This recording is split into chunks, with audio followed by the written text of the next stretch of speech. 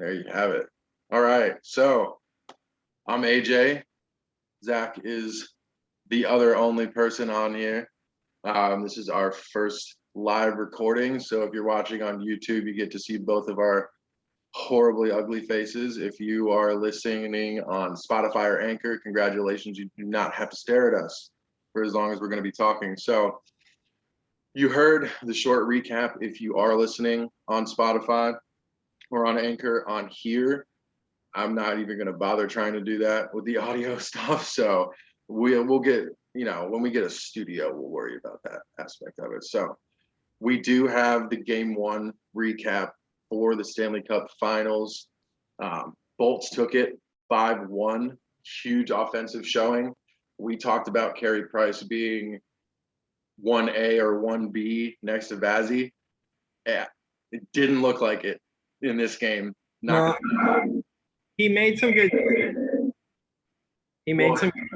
But it's Vazzy looked like the front runner. Big time. And actually, the Vezina Award was given to Marc-Andre Fleury tonight. Okay, didn't know that. Over Vasilevsky and Grubauer. It was about 2 hours ago. Yeah. So there was already an interview. They talked about it, and Vazzy said, well, his agent said that he has one thing in mind, and it's not individual awards. It's the Stanley Cup. 2 years in a row. So, not worried about that.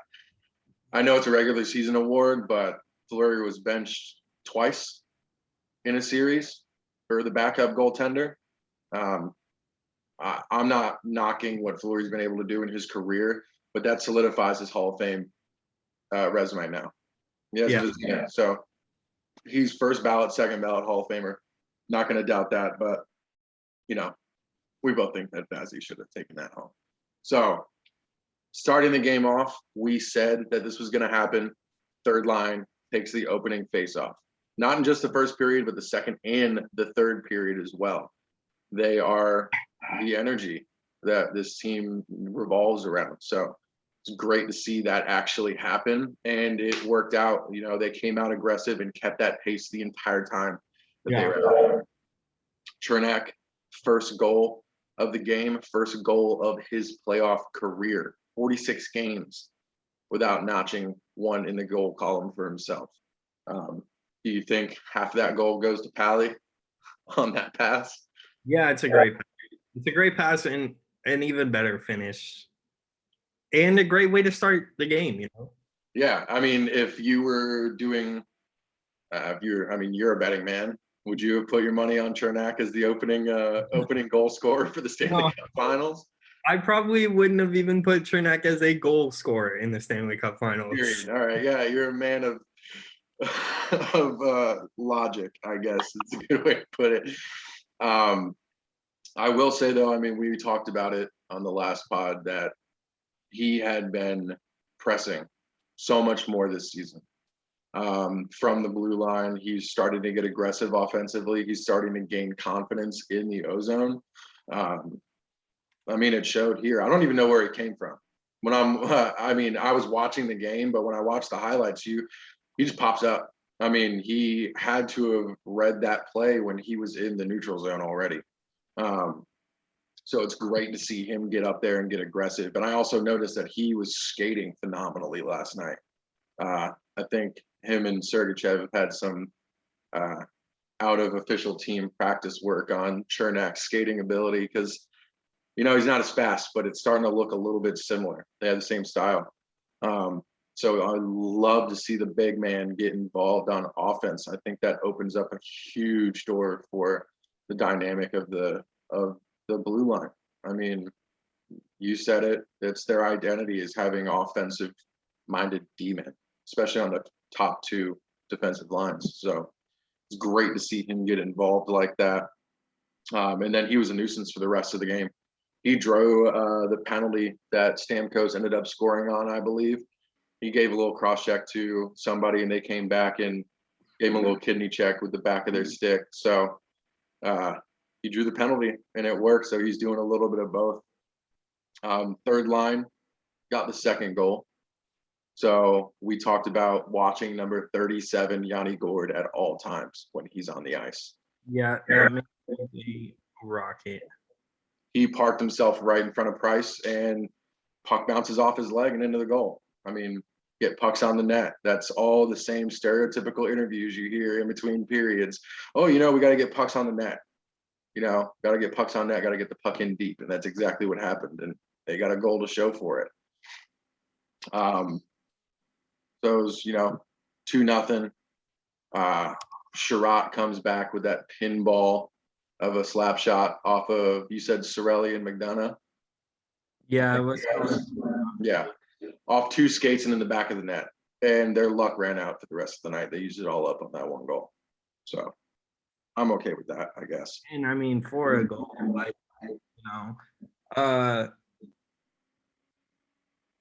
you don't mind giving up a goal in a 5-1 game.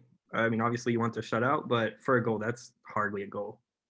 Yeah, I mean, Vazzy didn't get beat, I guess, is the biggest takeaway from that. I don't know how you're supposed to defend that. So I will say, I have it written down here. It was Sherratt's first goal and first point of the entire playoffs. All 18 games he's played in the playoffs, he has not recorded a single point. I mean, I don't want to take away from him because, like we said, get pucks on the net, and that's what he did, and it went in the back of the net. But it's not going to happen a lot. No. It's not going to happen a lot. Yeah. No, I don't think it's going to be a common occurrence. But hey, anything's a confidence booster. If the one thing he takes away from that game is that he scored their only goal, I don't know. I mean, that might inflate the ego a little bit, but I'm not going to put money on that. For sure. Yeah. So I just real quick looked up before we get into this recap. You were talking about betting, man, and I just looked up the odds for the finals. This is not the first. If you go game by game, I mean, after the first game, right? Like, how do you not think the Lightning can take any game? But game by game, you have a good chance of, for anyone that's a better listening, a good chance of making some money. Is the Lightning we're only favorited minus 200 in the first game, which means if you bet $100, you win 50. That's not bad. Although on the series, it looks like they were minus 550, which, that's pretty big time favorite. Mm-hmm. So that just for anyone that's a bettor out there listening. I saw at the beginning of the season, the Canadians had a plus 6,000 to make the Stanley Cup Finals and to win. Hopefully somebody out there listening bet on that. Yeah. More power to you, man. I'm happy for you. It's listed as Kucherov scoring this goal. The Palat tip in out of the air. He even said it in the post-game press conference that he was like, oh, I hope Pally gets registered for that goal. But even about an hour ago on Hockey Reference, it's still listed as a Kucherov goal. So, I mean, good for him. But despite that, he now is one of 3 players in NHL history to score 30-plus points in consecutive postseasons. The only 2 other players to do that, Mario Lemieux and Wayne Gretzky. I mean, you can't even say Hall of Famers for them, right? Like they're the epitome of Hall of Fame. Like they Absolutely. they are like, you might as well write their names on the Hall of Fame. Yeah, I mean, they're probably on the poster when you walk in. Yeah. Never mind there. I mean, you have the great one, and then Mario Lemieux. Does he have a nickname? So not that I know. No, I couldn't tell you. He's the second great one. No, but yeah, he's right. close. But I mean, to be linked up with 2 names like that in the record books, I mean, that's a Hall of Fame resume right now. I think Kucherov, if he retires at 28 after this season, I think he's still at least a second ballot Hall of Famer without a doubt. So yeah, and that's not homerism. Look up the stats. That's the fucking truth. maybe this is homerism, but how do you not put him first? I mean, he's in the top 5 in points in like how many seasons? Like, yeah, I mean, if I was on the AP, I would be voting first ballot big time. But I'd do that for JT Brown too, just retired. So they probably don't want me to vote. Stammer putting up that power play goal from the feed from Kucherov across the middle of the ice there. the play we were talking about. Was that? That's the play we were talking about in our preview. Yeah. Waiting on Kucherov to make space and give it to Stammer across the zone. So dot to dot, it was perfect. He made a move, put it right on the tape, and Stamkos did what he does best, right on that circle. And with that goal, they have effectively ended the Canadiens' penalty kill streak. I think it was 31 in a row after the first penalty kill that they had in the game too. So streak comes to an end without Joel Armia. He was Armia. He was skating in pregame warmups and was not listed in the lineup. So you might see him tomorrow night. Okay. Or tonight. It's 12:30. It's a fucking late night cast. Yeah, it is late. That's nasty. We talked about, you brought it up, points two-way play. Because we were talking about Stamkos and not being a you really took a dig at him, man. Saying he doesn't have the two-way play anymore. Not really, but Point has stepped up two-way play tremendously. He did it in the Panthers series. He took the puck off of Duclair's stick in the offensive zone on breakaways, I think, twice that series. He did it in the Kane series. He did it against the Islanders, and he did it again last night to stop a scoring chance. He has a defensive mindset. When you say Braden Point, you see all the goal stats, you see all the assists, you see the speed. You only think offensive player, really. But he's a center. You have to rely on two-way play, playing center in the NHL on the top line. And so I guess like what I tried to reiterate on the Stamkos thing, and I'll circle back, is like I don't want to say Stamkos can't do it. I just want to say that there's a lot of Lightning players right now who do it better. Yeah. And Cirelli is going to get back. Mm-hmm. Who's the third line center right now? Third line's Gordon. Gord, yeah, that's what I thought. Yeah. Okay. So Gord's going to get back. Cirelli's going to get back. Point's going to get back. All of them. Stamkos is one of the more prolific skaters that I've seen in his prime. He's coming off some serious injuries, and right now, those are better skaters, and they're going to get back more. Yeah, and Cirelli's 23, Braden Point's 25. Yeah. So our fourth line center's Tyler Johnson, who he's two-way play wasn't his forte to begin with. He's not a big guy. But you can't put Stamkos on the fourth line. He scores too much for that. So yeah. It's better to put him out wide on the second line. Oh, yeah, 100%. We're too deep down the middle. I mean, Killorn played center in his career at one point. Coleman played center in his career at one point. We have Tyler Johnson, Braden Point. And it doesn't make any sense. Even when it's not Tyler Johnson, it's like Geno Smith or, like people. Matthew Joseph. Yeah, he's listed as a center on his minor league stuff and in Syracuse. And they can all skate, they can all get back. They're very fast. So, I mean, you have to use them where you can use them, and he's doing what he does best, and that's goal scoring right now, and that's all you can ask for from him specifically. I mean, he's the captain of this team. He's going to have to do what he has to do to make sure that we're winning. They played a full 60. Yeah, that's what you were talking about. They played a full 60. I was so happy to see it. Yeah. The only time that they did not play a full 60 was those 2 minutes left in it's the second period when Sherratt got the goal. The only time they didn't play the full 60 was in those last 2 minutes. They didn't forecheck they didn't forecheck enough to keep the puck in that zone. And when they came back, they were really soft on D.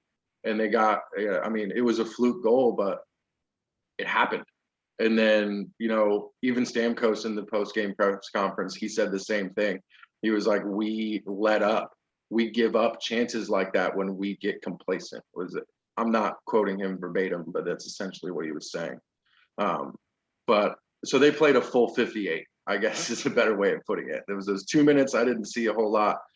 It made me nervous because I saw them score those 2 goals. They go to 2-1, and up until that point, the ice was tilted for the Lightning. So I got nervous naturally. Was like, oh shit, here we go again. Like, how are they going to come out in the third? And they came out fucking running. We used to have a scene in our, for those listening that don't know us, me and AJ both played sports growing up. And I played fairly competitive soccer. And we always had a saying that was like talking about there's no more dangerous lead than a 2-0 lead, right? Because you score and you have the mentality that you're still ahead. Mm-hmm. I mean, the opponent scores and you have the mentality you're still ahead. And so it was good to see them. I mean, it's not good to see them give up the goal, but it's good to see them like keep the foot on the gas. Yeah, big time. I think it proved a lot. And I think it also helped that they were going into the locker room. They do that at the beginning of the second or the beginning of the third, especially the beginning of the third. You don't know. I mean, we've seen it happen so many times, but we've seen it happen the other way around where they get 4 goals scored on them. They come back to score 4 goals in the third, and then they lose in overtime. And they played a full 20, and they tied the game up with 4 goals. So I loved seeing that full 60 whistle to whistle, buzzer to buzzer play that we knew that they were capable of. I will say, if there's one thing I don't want to see in the Stanley Cup Finals, is it's a game that goes to overtime. It's not good luck this year. We had a lot of good luck last year with OT. Yeah, we did. And the Lightning this year have struggled in overtime in the regular season and the postseason, and the Canadiens got into the finals in an overtime game. So I just would like to win in regulation, 4 games straight. Yeah, full 60, not full 80, not full 100, not 120. I'd want 60 and game over. Yeah. But I mean, we knew that they were capable of doing that, and they proved it. So they need to do it again and again and again. Fourth line looked awesome last night. Tyler Johnson had chances. Ross Colton had a huge chance right in front of the net and just put it wide and high. Yeah, Tyler Johnson had a huge chance right in front of the net, and Carey Price made a great leg save. Yeah, I mean, that's vintage Price, and that's kind of what we assumed that we were going to see the whole game, but he was just getting overloaded by that offense. His save percentage came out like it was like a .870. I think that's one of the lowest that he's carried in a game one. And as as Price, you don't want to see a .80 or a .870 or whatever, but you don't want to see a .8 anything. But it could have been a 7-1 game. Oh, easily. Yeah, that Stamkos chance right in front of the net, the Johnson one you just mentioned, Ross Colton putting one wide. And when I understand that Colton is young. He's very young. He's in the Caulfield, Suzuki age realm. I want to say he's 21, 22, maybe 23 years old. I don't know off the top of my head. And I know you're not supposed to show your frustrations on the ice, but when he missed that shot, he slammed his stick down so hard right after he missed because he knew that he should have sunk that shot. And I like seeing that attitude because it shows the confidence that he has. He's like, fuck, I knew I should have put that in the back of the net. It's like so you have that stoic veteran mentality, like, you've been here before, you're going to miss chances, act like act like you know what's going on, but You know you're going to get another chance as a veteran. exactly, yeah. And so, but at the same time, I want my goal scorers to think they're going to score every time they get that chance. Yeah, definitely. And I think the more chances he gets like that, even if he doesn't make them, it's just going to show that he's in the right place at the right time. He still has a wicked shot. If that shot was on net, it was in the goal. And I think that that's the biggest thing for him, is that he knew that. It's not like, you know, Price was standing dead center in the way. Like, he should have sunk that goal. So I think that's probably where some of the frustration came from. But I think that'll just build confidence from a young player, knowing that he's going to get opportunities like that, even on the fourth line. Yeah. So I'm excited to see what he did. Well, I think he gets 2 or 3 by the end of the series, just off of what I've seen so far. Because the Canadians don't have their fourth line is Eric Stahl, Corey Perry, and then one other person don't know off the top of my head. That was Jake Evans, the one that just came back from the Shifley hit. Yeah. Stahl's not very fast. Corey Perry's probably the slowest skater in the league. Yeah. And then Jake Evans is still coming back from a traumatizing injury. So Maroon's not fast. No, he's not. He doesn't need to be. But Tyler Johnson's a burner, or at least was in the past, and he still shows some of that. Yeah. And Colton is fast as hell. Yeah. Oh yeah, Colton. So I mean, he's gonna get his chances this series. I want to say he notches at least 2 or 3 by the end of it. If it goes 6 games, if it goes 4, he gets 1. Fingers crossed. Sorry, Colton. I hope you only get 1 goal. Vazzy, unreal again. 1 goal in on a bullshit shot. Can't stop that. No way for you to track that. It's coming off the stick at 90 to 100 miles an hour, bounces off a skate, and goes in. So other than that, he looked unflappable.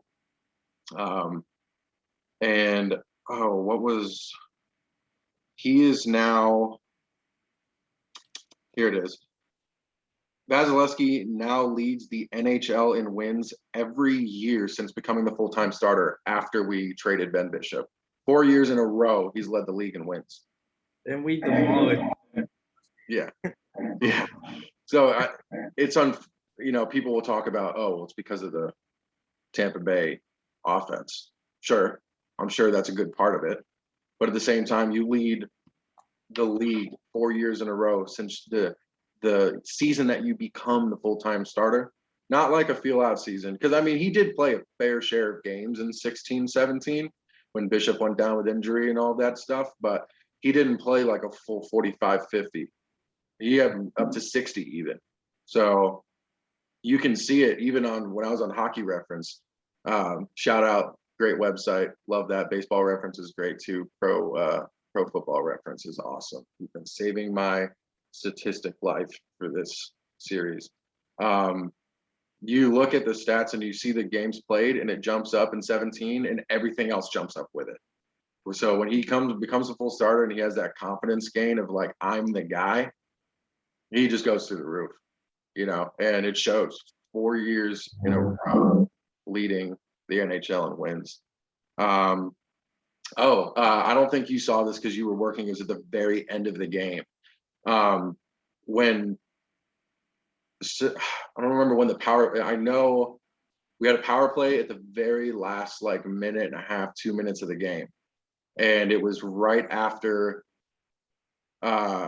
Shea Weber had taken that nasty hack at the back of Kucherov's legs. It was a no call, but there was a call further down the ice shortly after. Cooper put out 5 forwards on a 5-on-3 power play. I mean, that's the response that you have to have. And people are going to be like, oh, you're running the score up, blah, blah, blah, blah. That was the power play that Stamkos ended up scoring on. It wasn't the 5-on-3. The guy came out of the box. It was the 5-on-4, but they had 5 forwards on the ice. Yeah. So it's like, okay, well, if you're going to take your liberties with our star players, we're just going to shove our dicks down your throat. That's end of discussion, what's going to happen. So I loved seeing that energy from Cooper. He's been so much more fired up throughout this playoff series, arguing with the refs. You know, a lot of people wanted him gone after the sweep in the first round exit 2 seasons ago because he just wasn't showing the tenacity on the bench physically. Those people, I mean, hindsight's 2020. I might have said a few things after that sweep too, but that's why I'm not the GM. So, but he's really turned it up a notch with his confidence in his players. He's turned it up a notch in his response to the shoddy officiating that we've seen this playoff run. I mean, it's like that every year, but this year especially. Chris Lee is no longer allowed to officiate a game for the rest of the season at the Stanley Cup Finals because of his fiascos the last couple series before this. So NHL's taking action. John Cooper's responding to it by putting 5 forwards out on the ice. Real quick, I got something to say. Like, the John Cooper hate, you know, I get it. You want the best team in the league to do something. You can't. Yeah, you can't forget that he coached the best team in the league. Yeah.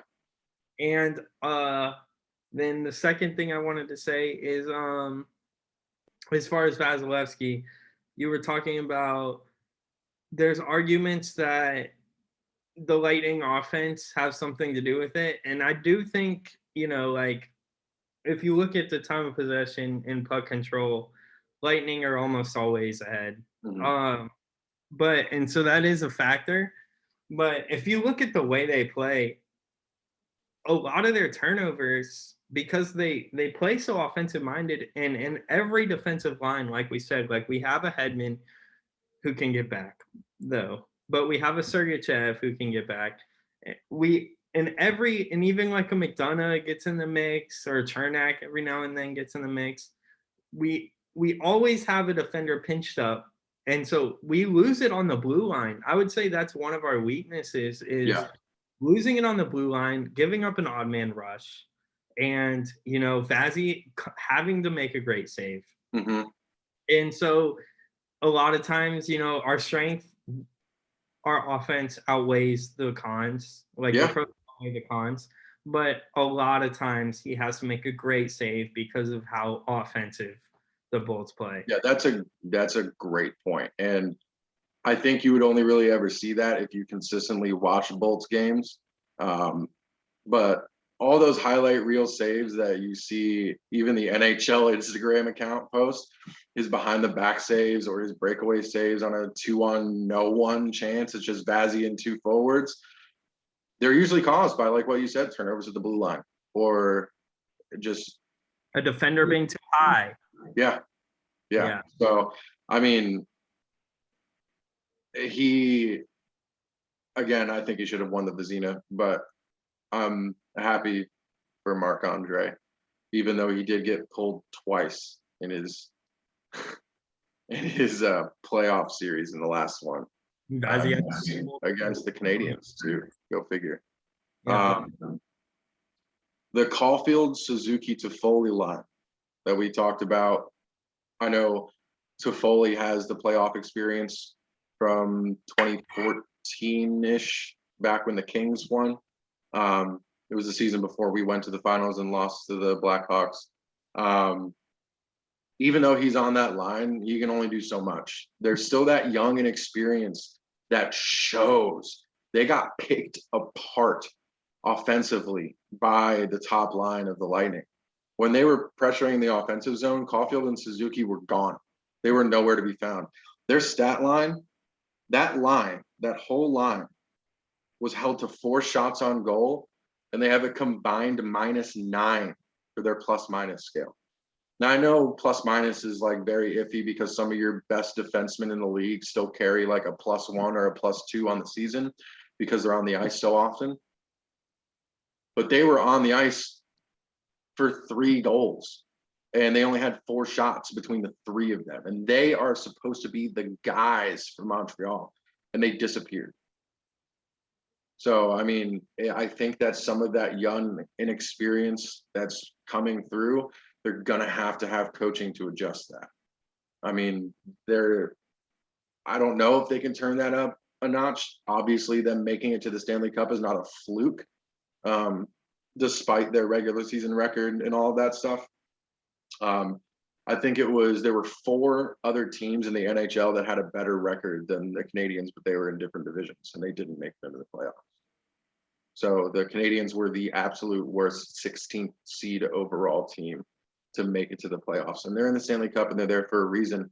But a lot of this stuff is now showing, especially with how they got picked apart by Point Plot and Kucherov. So we're seeing it. I got one cherry pick stat because I love those. Again, hockey reference, thank you. Cherry pick stats are my shit. I love them. They're so much fun. Tampa now holds the highest playoff win percentage in NHL history at 68%.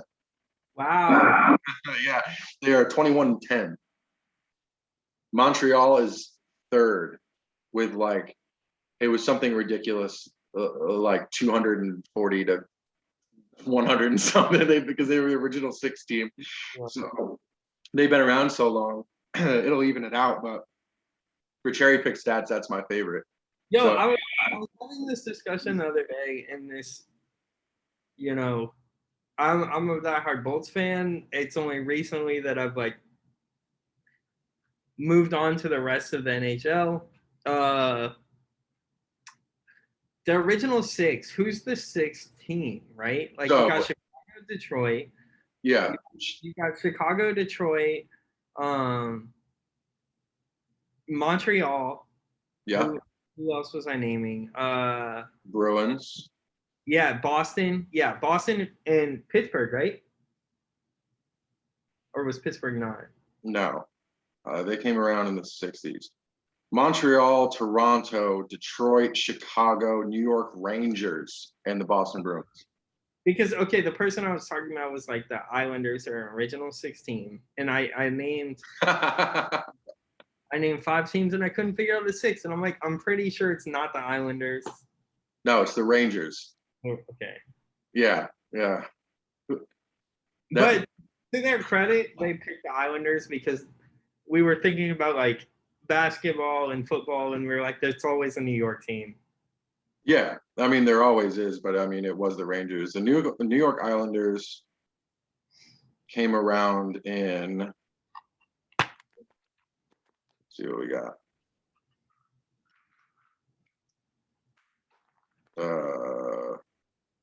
They have 4 Stanley Cups. 1972. Oh, that's fairly recent. Okay. Yeah. So I mean recent compared to 1920. Yeah. Or whatever it was. But the Canadiens, they have they have 24 Stanley Cups, but 26 championships. So they have 2 championships before the Stanley Cup was actually awarded as the trophy for the best overall team. Bolts outdoor game. I was wondering if you were gonna talk about this. Yeah. I want to go. I want to go. I'm so mad against the Predators. I'm so mad Gabe is moving to California. I know. I saw that today. Santa Barbara. That's where that douchebag belongs, honestly. Yeah. So good for him. We need to go to Nashville. Yep. We need to go to the outdoor game. Last time I went to Nashville, I was still drinking. Yeah. That was a fun experience. But it's in 2022. Tickets are on sale to certain people. I know some people have gotten tickets already. I would like to go. That'd be I would like to go. Now I'm in a position where I can travel and make, money. So yeah. Pretty golden, man. And hopefully by that time I'll actually be getting paid for more than I am right now with a lot of this stuff. So made a little bit of cash, not enough. Game 2 preview. So it's still in Tampa. I had them losing this game in my pre-series predictions. I had them winning and then dropping 1 in Montreal. Yeah. I think they're gonna win. They have to, right? I mean, that they suffocated Montreal that entire game. So I don't see that changing. I don't know what adjustments the Canadians can make to try to suppress that onslaught. They have to eliminate the penalties. And the Canadians have players on their team, like Brendan Gallagher and Corey Perry that are there to get under the skin. Corey Perry doesn't do it as much anymore in his later years, but I mean, Gallagher tried to hip toss Sergachev and ended up busting his head open because Sergachev's got 6 inches and 40 pounds on him. That happens, Excuse me. Choking up. Sergachev got me emotional. Yeah. Great to see our little young Russian lad. Yeah, right. I mean, he came out post game last night as well, saying that Tampa wants me more than Montreal because he was traded from Montreal for Jonathan Drouin, and he was like, they put me in a position to succeed. They want me to get better, and they do everything that it takes for me to get better. He's sold on the program, and that's what we needed from all of these core guys the last few years, is to just be sold on the idea that we are the best team in the league, but you have to do what you have to do to make that happen. Yeah, and there's a lot of players, right? Like it's so easy to say like Point, right? Like Point obviously followed in the footsteps of a Stamkos, a get out there on the first line center, get in, score goals, be the best player on the ice. And that's what Stamkos did for so many years. And I think Sergachev is an easy comparison to like what a Hedman could be. He makes a lot of mental mistakes, but he has all of the uncoachables, all of the intangibles to be that great defender. And I'm stoked. I hope he stays around forever. I could see him having a great career with the Bolts. I want to say he is 23. Yeah, he's young. Yeah, I think 23. 23. June 25th, 1998. What am I doing with my life? Dude, he just turned 23. Just turned 23. Happy birthday. Wait, hold on. Oh, wow. Happy birthday, Sergey. Wow. Just turned 23. That's insane. And he's making $900,000 a year. He's about to get paid. Yeah, that's the other thing is like, even on, you go down the lines, like we were talking about Gord, we were talking about Smith, we're talking about Joseph. Like you have a lot of good players that right now, I mean, they're making enough, like $100,000, $150,000. You're making enough to like live comfortably, but if Gord just got signed to that 5-year, like 6.5 AAV. Yeah, last year. Yeah. So Gord is solid. He's Colton. A lot of players that are enough, like Sergachev, is gonna have a contract extension coming up. Joseph, I think over Smith, will probably get the deal. He will. Yeah. And then, but there's a lot of players that are really good, and they're gonna get paid, and they're gonna be a part of this program for a few years, and hopefully they learn. We have Kucherov for another 6 years. Kucherov and Stamkos we have for another 3. I want to say. This is all off the top of my head, but Gord just signed the 5-year. I think Jamel Smith signs a bridge deal to stay in Syracuse with the idea that he is going to be called up. Wait, time out. Did I accidentally call him Jilbo No, earlier? you didn't. No, you didn't. But I was called thinking him about that earlier. I called him Gino, which is the quarterback for the Jets, the Yeah, old Geno Smith. quarterback. Yeah, he. For those listening that don't know the background, I've made up a million names. In our NHL days, I really liked Jamel Smith, and I made up a million names, so it's really hard to get the right one out. Especially when he's not on the ice as frequently as other players are too. But yeah, no, I think Jamel gets that bridge deal just because we're going to be in cap hell soon. I mean, unless everybody wants to get hip surgery, we put them on LTIR and send them into the playoffs. It's going to be a Tyler Johnson, and I hate to say it, it's going to be a Maroon probably. Oh, 100%. Yeah.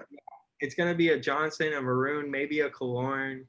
It's players that, I mean, they're Maroon and Killorn, when they're on the ice, seem extremely vital.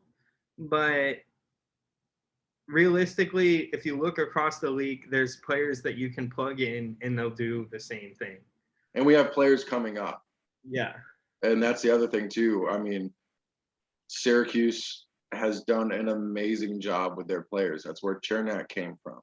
He spent a couple years in Syracuse after we picked him up in that weird three-way trade with Dallas and the Kings when we got rid of Bishop. I think Chernak went to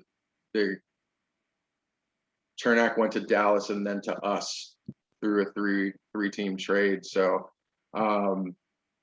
Joseph was in the system. Tyler Johnson was in the system way back. Point was to Kucherov. Like all of these people were in our system, and we have plenty more people coming up through it. So I think you're right, Killorn. He's the biggest question mark for me. I don't see us re-signing Maroon for anything more than $1 million, just for the cap space situation. And if he wins a third ring this year, he might just want to go take it easy somewhere. And Tyler Johnson, I see getting picked up in the expansion draft from the Krakens, like we talked about last time. He's from that area. He's from Washington. He's veteran presence that team would need to get started off if they want a hot start like the Golden Knights had when in their first couple years in the league. And he's going to be a big part of that. Seattle is a good. Yeah. I mean, who wouldn't want to go there for a brand new team? Yeah, Seattle's going to be an immediate superstar. Yeah, exactly. Seattle's a great city, and they lost the Super Sounders. They have the Seahawks, and they're consistently good, but they haven't quite turned out to be what they thought they were going to be. Seattle deserves a good hockey team. They do. And it's region specific. They would immediately have an amazing rivalry with the Canucks. It's, right over the border. That would be an easy selling piece. And I think they have one of the coolest, mascots in the league now. I mean, the logo turned out amazing compared to some of the other rebrands we've seen in other leagues in the last couple seasons, like the Columbus Crew rebrand is horrible. So the Golden Knights are. Wait, was that an MLS reference? Yeah. Oh, okay. Yeah. What's Columbus now? No, it's still the Crew, but they're instead of the crest that they have, it's like they kind of went the Juventus route where it's like a weird C, but it looks like it's a G because of some weird tail that they put. It's just shitty. I don't know how they ended up approving it or even changing it to begin with. That's besides the fact. One side note, one good rebrand I think was from I lived in Dallas at this time, and I loved the Dallas Burn. The horse was awesome. Yeah. With the yeah. FC Dallas just fits, and it's it's much more like MLS appropriate. Mm-hmm. Yeah. So they did a nice job. I miss the old Calgary Flames jerseys with the horse with the flames coming out of its nose. That was one of the cleanest uniforms I've ever seen too. So, I mean, yeah. How about those Redskins? Oh man, I saw a video today where it had like the tweet where it was saying that you could have throwback jerseys because of the uniform and helmet changes and stuff. And then it switched to someone standing in a dark hallway and it said Washington. It was so goddamn funny. I think if they do a throwback, they should go back to the arrow that they had, though. You know what I'm talking about? The Washington. Because but there was a time where the Redskins didn't have the logo on their helmet. Yeah, was, but they had like the FSU alternates, where they had the arrow. And they had also, and maybe I'm wrong, I thought they had like an all burgundy with the numbers on the helmet. Yeah, and that's kind of what, don't they use that now, or no? They have the W on the helmet. Yeah, they have they had the burgundy with W the number on the one side. So I mean that'll be fun. But yeah, I think Lightning take game 2. Do you have any changes for your end of series record? I do. I think it's going to be 4-1. Yeah. Yeah, I think it's 4-1. It ends in Tampa. I think aggressively thinking for me, I want the sweep. I think if they come out and do the same thing that they did again and again and again, they take it in 4. I don't think it happens, though. I think it's 4-1. I'm right there with you. And 4-1 puts us in Tampa with the cup. That'd be ideal. When does that put us? That puts us next Wednesday? Let me see. The schedule is weird because they don't do every other.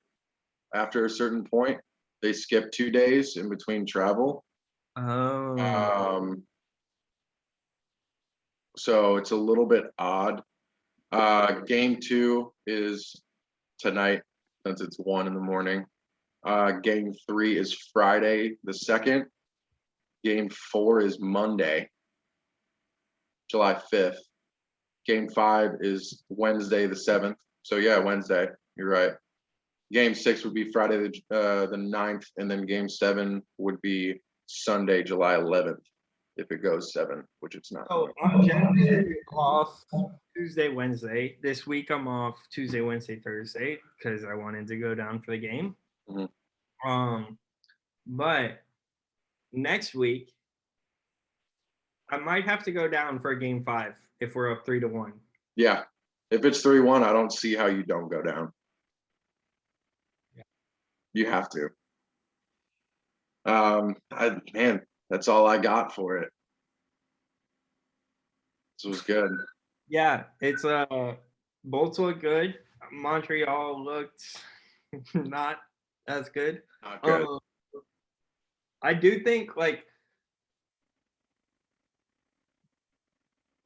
the second line of Montreal will show up. They're too talented. Like they're outmanned in experience. They're outmanned in talent, frankly, but they're too good to be silent the whole series. I do think we get a couple, goals out.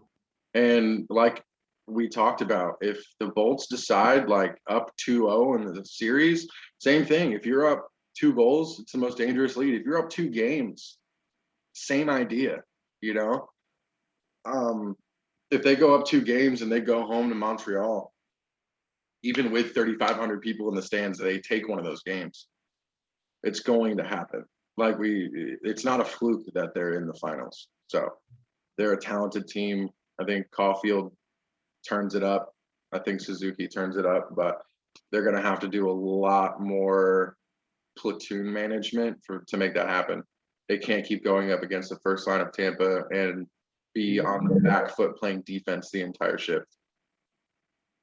No, I would say if I was let's flip seats, right? Like if I'm a Montreal fan or the Montreal GM, I would say you have to start them against the third line because that's your line that's going to create speed and energy. You have to start them against the third line, and you have to get them on the ice in favorable matchups, whether it's like,